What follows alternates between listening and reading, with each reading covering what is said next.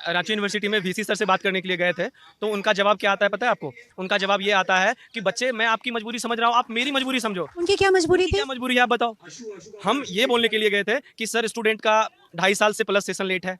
Student लोग खुद वहाँ पे आए थे ये बोलने के लिए कि सर मेरा सेशन लेट चल रहा है क्योंकि सितंबर में उनका कोर्स कंप्लीट हो जाएगा। लेकिन अभी तक मात्र उनका 3 ही एग्ज़ाम हुआ है जबकि 8 एग्ज़ाम होना था। आप बताओ क्या कॉलेज से कोर्स कंप्लीट होने के बाद क्या बच्चे को नौकरी मिल जाएगी? बिल्कुल नहीं मिलेगी नौकरी। ना तो उनके उनके हर एक सेमेस्टर के एग्ज़ाम हुए, ना तो उनको जब एग्ज़ाम ही नहीं हुए तो ना ही रजिस्ट्रेशन क्या मिलेगा, ना लगता ही है ये एडमिशन बिहार में मिलेगा। इतने सालों से जो समस्या चल रही है सेशन लेट होने की, क्या है उसकी वजह? क्यों नहीं सॉल्व कर पा रहे हैं? मैं क्या बोलूँ, कोई वहाँ पे जैसे कि इस प्रोटेस्ट का मेन मोटो है कि अकाउंटेबिलिटी लेना, कोई वहाँ पे अकाउंटेबिलिटी लेना ही नहीं चाहते हैं। जब हम बात करते हैं तो वो एक दूसरे के ऊपर टालते जाते हैं, टालते जाते हैं, टालते जाते हैं। अनटिल अनलेस कि हम लोग जब तक खुल के प्रोटेस्ट नहीं करते हैं, 500,000 स्टूडेंट जाते नहीं हैं, तब तक उनका किसी तरह का रिस्पॉन्स ढंग से नहीं आता। प्रोटेस्ट करने पर मामला हाँ, सुलझ जाता हाँ, है, मैं बात बोल सुन रहा ली हूँ, जाती है। जैसे कि प्रोटेस्ट करने पे कॉलेज के द्वारा टेंटेटिव डेट दे दिया गया था और अभी भी आप कॉलेज के वेबसाइट पे जाओ तो आपको टेंटेटिव डेट्स मिल जाएंगे कि इतने-इतने तारीख को मैं एग्ज़ाम लूँगा। लेकिन आप टेंटेटिव डेट निकालो तो आपको पता चलेगा कि वो टेंटेटिव डेट भी फेल हो चुका है। और जब जब एक तो ऑलरेडी सेशन लेट है और उन्होंने मुझे टेंटेटिव डेट दिया है कि मैं इतने-इतने एग्ज़ाम ले लूँगा और वो और तारीख भी वो बीत चुकी टेंटेटिव है। डेट भी फेल हो जा रहा है। मैं आपको एक दिखाना चाहूँगा, आप यदि इसको इसका फ़ोटो ले सकते हैं तो ले लीजिए। जैसे ये देखिए, ये रांची यूनिवर्सिटी के द्वारा ये जो एप्लीकेशन है, ये नोटिस है, ये रांची यूनिवर्सिटी के द्वारा दिया गया है, जिसमें टेंटेटिव डेट क्या दिया हुआ है, 23-27 बैच का जो सेकंड सेमेस्टर का एग्ज़ाम है वो सितंबर 2024 में होना था, ठीक है?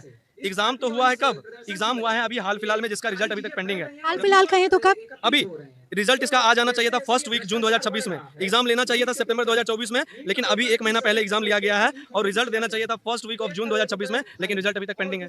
आप बताओ कितना सेशन लेट है, 24 कहाँ सितंबर और कहाँ अभी 2026। आप बताओ ये स्टूडेंट करेगा तो करेगा क्या? सेम उसी तरह से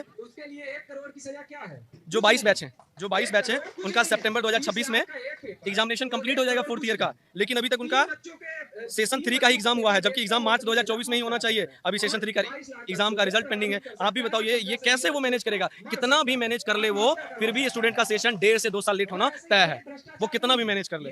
आप बताओ इतना सिस्टम करप्ट होने से कैसे चलेगा काम? हम आवाज उठाएंगे इस चीज को लेके और आप लोग के माध्यम से स्टूडेंट को जगाएंगे कि आप लोग भी आवाज उठाना सीखो। आवाज नहीं उठाओगे तो आपकी आवाज को दबा दिया जाएगा और अकेले मत आओ, कदम से कदम मिला के आओ, एक दूसरे का साथ दे के आओ और एक दूसरे के साथ देने के बाद आप लोग यदि वो प्रोटेस्ट सही सुनते हैं तो आप लोग प्रोटेस्ट करो। मैं हर चीज में आपका हम नर्सिंग प्रोफेशन के लिए हमेशा खड़ा हैं। ये भी आपको प्रोटेस्ट के मंच पर खड़े होकर बोलते हुए सुना और आपके हाथ में कुछ पन्ने थे, क्या था वो? मैम एक्चुअली जो हम लोग के पेरेंट्स, अपना नाम भी हाँ, बताएंगे? मेरा नाम चिरंजीव कुमार है और मैं बेगूसराय बिहार से बिलोंग करता हूँ और मैं नर्सिंग ग्रेजुएट हूँ, बीएससी नर्सिंग ग्रेजुएट हूँ। एक्चुअली मेरे हाथ में जो ये पेपर है, इस पेपर को आप देख सकते हैं, ठीक है? ये एक्चुअली कॉलेज के द्वारा सबमिट किया जाता है कि हमारे पास जो नर्सिंग के क्राइटेरिया हैं उसको फुलफिल करते हैं और आप इस क्राइटेरिया को फुलफिल करने के बाद जो इंडियन नर्सिंग काउंसिल है हमारे, वो इस क्राइटेरिया को चेक करके उनको एफिलिएशन देते हैं, ठीक है? पर मैं यहाँ पे ये बोलने की कोशिश कर रहा हूँ कि इसमें जितने भी टीचर्स के नाम हैं, ठीक है? 1, 2, 3, 4, 5 टीचर के नाम हैं। ये टीचर एक्चुअल में वहाँ पे एग्जिस्ट ही नहीं करते हैं, सिर्फ पेपर पे एग्जिस्ट करते हैं। और ये सिर्फ एक कॉलेज का हाल नहीं है, ये बहुत सारे कॉलेज का हाल है क्योंकि मैं वहाँ पे नर्सिंग ट्यूटर रह चुका हूँ, मैंने वहाँ इन्विजिलेटर का भी ड्यूटी किया है। और दूसरी चीज़ मैं पूछना चाहता हूँ कि जब भी इंस्पेक्टर इंस्पेक्शन के लिए जाते हैं तो क्या उनको बायोमेट्रिक्स नजर नहीं आता है? उनको कैमरा नजर नहीं आता है? क्या वो कैमरा को रिमाइंड करके नहीं चेक कर सकते हैं?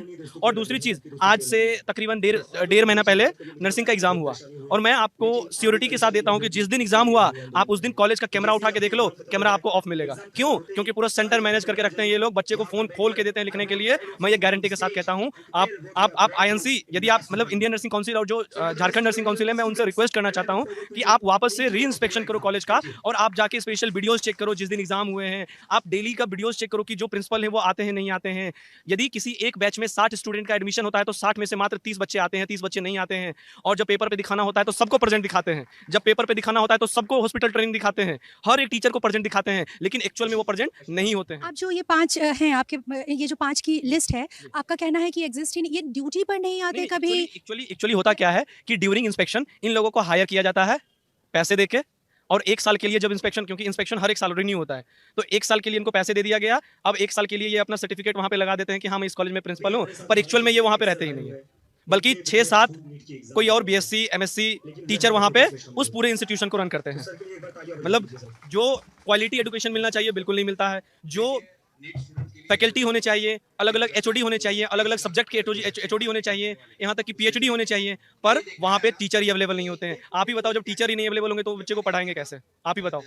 और दूसरी चीज़, बिहार और झारखंड में ये बहुत फेमस है कि वहाँ पे बच्चे नॉन अटेंडिंग करते हैं, एडमिशन ले लिए और वो जॉब करते हैं और डिग्री बस 4 साल या बाद फिर किसी प्रतियोगी परीक्षा की तैयारी करते हैं। हाँ, या परीक्षा की तैयारी। ज़्यादातर बच्चे जॉब करते हैं, तैयारी नहीं करते। फॉर एग्जांपल, वो हॉस्पिटल में काम करते हैं, महीना 2 महीना 3 महीना 4 महीना काम किए और उनको मन कर गया कि अब मैं जीएनएम का डिग्री कर लूँ, अब मैं बीएससी का डिग्री कर लूँ, और वो डिग्री किसी कॉलेज में जाके पहुंच गए, किसी दलाल के थ्रू पहुंच गए। चिरंजीव जी, आप खास यही मुद्दा उठाने के लिए यहाँ हाँ, आए मैं थे? नर्सिंग के मुद्दा उठाने के लिए आया हूँ, क्योंकि यहाँ पे जो मुझे मंच मिला है, मैं इस मंच के माध्यम से पूरे ऑल ओवर इंडिया में इस बात को मैं रख सकता हूँ। और आज मैं खुला चैलेंज करता हूँ इस इंस्टीट्यूशन की कि आप गलत हो, आपको कहीं ना कहीं अकाउंटेबिलिटी लेने की जरूरत है। क्योंकि मैं जब रांची यूनिवर्सिटी में प्रोटेस्ट करने के लिए गया, जब मैं वहाँ के वीसी, वहाँ के जो रजिस्ट्रार हैं, जो वहाँ के एग्जामिनेशन कंट्रोलर हैं, उनसे बात करने के लिए गया, तो मुझे किसी भी तरह का सही जवाब नहीं मिला। इससे पहले जब हमने प्रोटेस्ट किया, तो मैं आपको एक वीडियो दिखाना चाहता हूँ। उस प्रोटेस्ट में वहाँ के जो एसआई अधिकारी थे, वो भी थे, और मैं इस वीडियो को आपके साथ साझा कर दूंगा, ठीक है? ठीक है। आप कब आए थे यहाँ? मैं कल रात में आया हूँ 2 बजे। आपने पूरी रात क्या देखा जब आप यहाँ आए थे? उस वक्त क्या हो रहा था? एक्चुअली मेरी ट्रेन लेट थी, मैं इसी पर्पज से यहाँ पे आया था। 2-2:30 बज गए थे मेरे को आने में। जब मैं आया था तो यहाँ पे जितने भी सारे थे, कुछ सो रखे थे, कुछ अपने आप में डिस्कशन कर रहे थे, और सब शांतिपूर्वक बैठ के एक दूसरे से बात कर रहे थे और पॉजिटिव वे में बात कर रहे थे। यहाँ पे किसी भी तरह का कोई ऐसा बात नहीं चल रहा था कि लोगों में निगेटिव इम्पैक्ट पड़े। जो भी सिस्टम में कमी है, उस सिस्टम के खिलाफ सब बात कर रहे थे एक दूसरे में। अच्छा, आपका नाम क्या है? भाई भी हमारे मेरा नाम साथ देशपांडे बैठा रिजवान है। देशपांडे रिजवान। देश पांडे जी, आप कहाँ से आए हैं? मैं आंध्र प्रदेश से आया हूँ। कब आए, यहाँ कब पहुँचे? तो मैं रहता दिल्ली में हूँ। अभी जैसे आया हूँ, मैं कल रात में 1 बजे आया हूँ यहाँ पे। खास इस प्रोटेस्ट में हिस्सा लेने या किसी और काम से? खास प्रोटेस्ट में हिस्सा लेने आया हूँ। कल रात से यहीं पर हैं? हाँ, कल रात से यहीं से। क्या क्या देखा आपने? यहाँ पे वही अभी जब भाई ने बताया था कि बैठे थे लोग, डिस्कस कर रहे थे आपस में सिस्टम के अंदर क्या मतलब क्या कमी है सिस्टम की, कि किस तरह से ये सिस्टम में जो है ना घपलाबाजी कर रहे हैं, और किस तरह से सिस्टम को खोखला कर रहे हैं, जिसका दीवार की तरह खा रहे हैं। इसी तरह की मतलब बात हो रही आप खुद स्टूडेंट हैं या किसी प्रतियोगी परीक्षा की तैयारी करते हैं? क्या आप पर असर हुआ है? कौन सी वजह है जो आपको इस प्रोटेस्ट साइट तक लाई है? मैं पीएचडी की तैयारी कर रहा हूँ अभी।